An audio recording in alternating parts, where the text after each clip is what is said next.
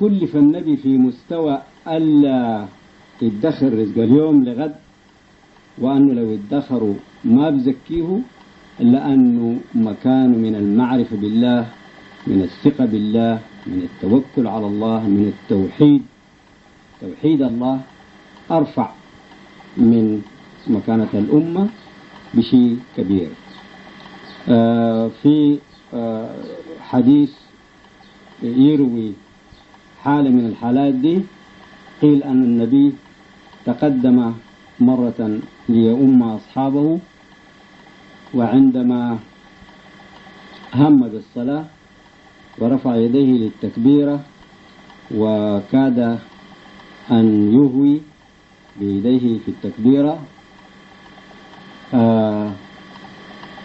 أرسل يديه وهرول إلى الحجرة ثم رجع، فظهر على وجوه الأصحاب شيء من الاستغراب.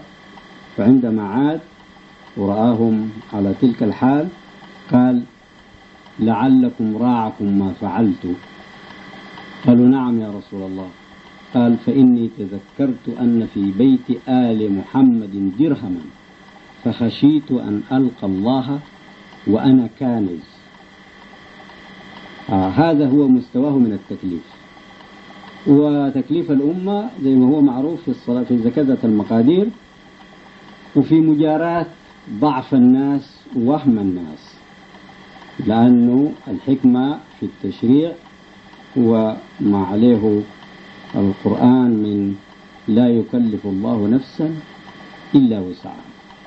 وفي الحديث: نحن معاشر الأنبياء أمرنا أن نخاطب الناس على قدر عقولهم.